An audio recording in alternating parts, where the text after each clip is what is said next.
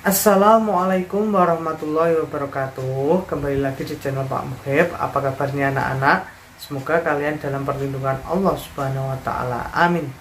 Pada kesempatan kali ini kita akan belajar pendidikan agama Islam. Materinya yaitu Rasul Allah idolaku. Akan tetapi submaterinya yaitu kisah teladan Nabi Daud alaihissalam. Agar nanti kalian tahu kisah cerita ini, kalian tonton video ini sampai selesai. Tetapi sebelum itu kita berdoa terlebih dahulu agar nanti dalam belajar kita diberikan kemudahan oleh Allah Subhanahu wa Ta'ala dan juga diberikan ilmu yang bermanfaat. Berdoa mulai.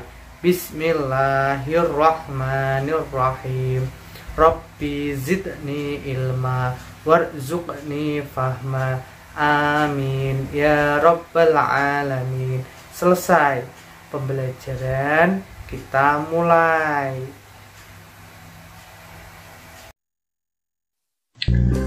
Bismillahirrahmanirrahim. Assalamualaikum warahmatullahi wabarakatuh. Pada kesempatan kali ini kita akan membahas mengenai pelajaran kelima, yaitu materinya Rasul Allah idolaku. Adapun submateri yang akan kita bahas adalah kisah teladan Nabi Daud alaihissalam. Mengingatkan saja bagi kalian yang belum subscribe dulu, like video ini jika kalian menyukainya, dan share kepada orang yang membutuhkan ya. Yuk kita mulai belajarnya. Sebelum belajar kita bernyanyi dulu yuk tentang nama-nama 25 Rasul. Nada lagunya balonku ada 5 ya. Hitungan ketiga kita mulai. 1, 2, 3. Adam, Idris, Nuh, dan Hud. Soleh, Ibrahim, dan Lut.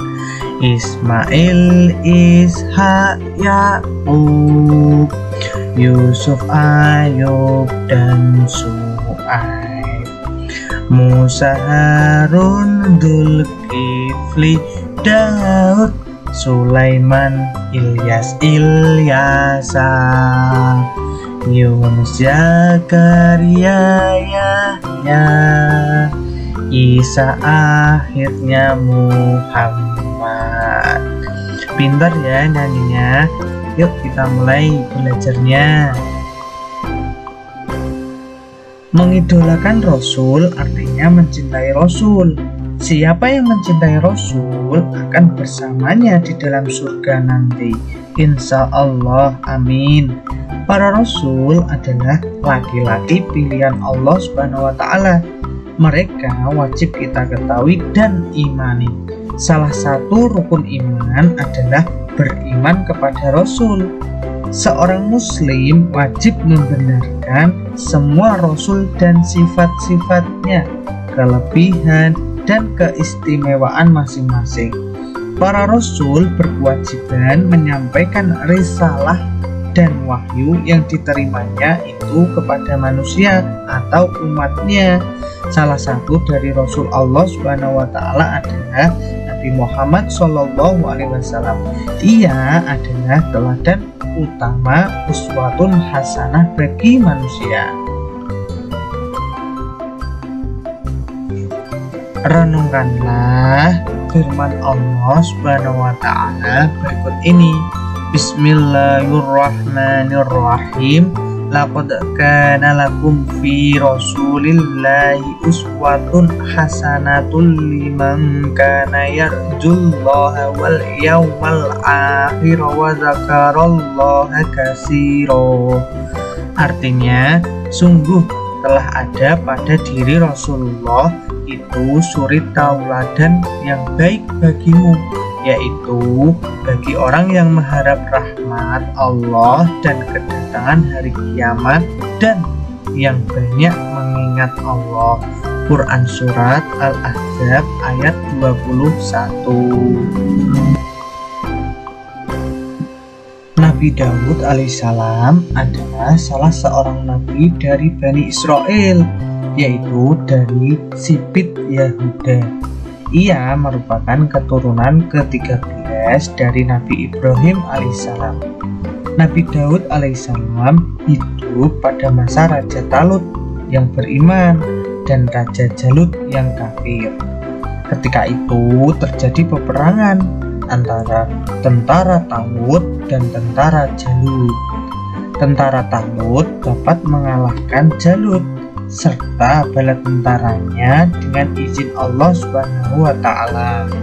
Dan Nabi Daud alaihissalam adalah salah seorang bala tentara Talut yang dapat membunuh Raja Jalut dengan ketapelnya. Suatu ketika sesudah Talut wafat, Nabi Daud alaihissalam diangkat menjadi raja. Allah Subhanahu wa Ta'ala memberikan kerajaan dan ilmu pengetahuan kepada Nabi Daud alaihissalam. Kemudian Allah Subhanahu wa Ta'ala mengangkatnya menjadi rasul dan memberikan karunia-Nya yang agung yang besar, yaitu kitab Zabur. Bismillahirrahmanirrahim. Wa rabbuka a'lamu biman fis samawati wal ard wa laqad faddalna ba'dhan nabiyyina 'ala ba'din wa 'ataina Dawuda zabura. Artinya, dan Tuhanmu lebih mengetahui siapa yang ada di langit dan di bumi, dan sesungguhnya telah kami lebihkan sebagian nabi-nabi itu atas sebagian yang lain, dan kami berikan Zabur kepada Daud.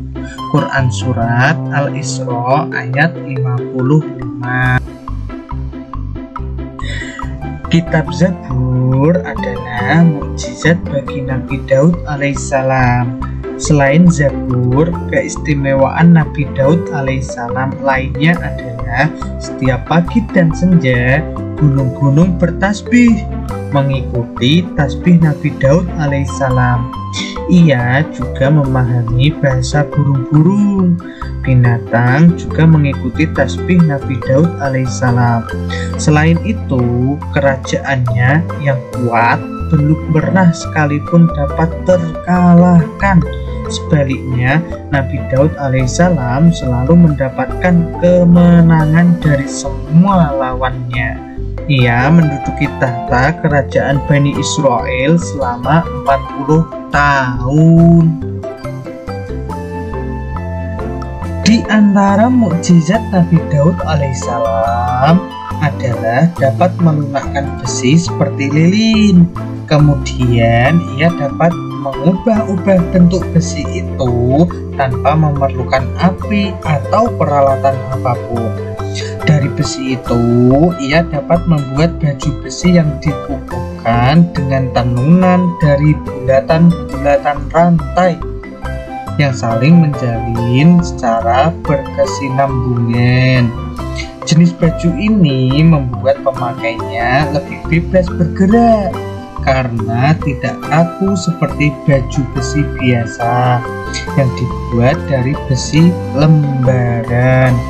Tentang mukjizatnya ini disebutkan dalam surat Saba ayat 10-11 dan surat Al-Anbiya ayat 80. Allah Subhanahu wa Ta'ala memberi baju besi sebagai mukjizat kepada Nabi Daud guna melindungi prajurit dari serangan musuh Allah.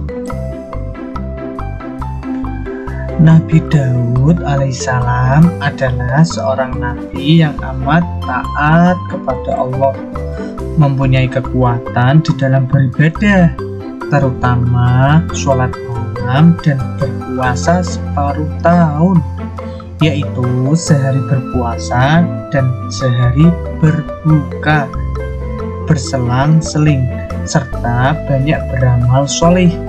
Keberaniannya luar biasa. Dia tidak melarikan diri ketika bertemu musuh. Keistimewaan Nabi Daud alaihissalam lainnya, ia mempunyai suara yang sangat merdu, yang tidak ada bandingannya dari dahulu hingga sekarang. Apabila ia bernyanyi melakukan isi kitab Zabur, maka gunung-gunung dan burung-burung ikut bertasbih bersama Nabi Daud alaihissalam. Alhamdulillah, pembelajaran kita pada kesempatan ini sudah selesai. Contohlah sikap Nabi Daud yang selalu beribadah puasa dan berani melawan kejahatan. Wassalamualaikum.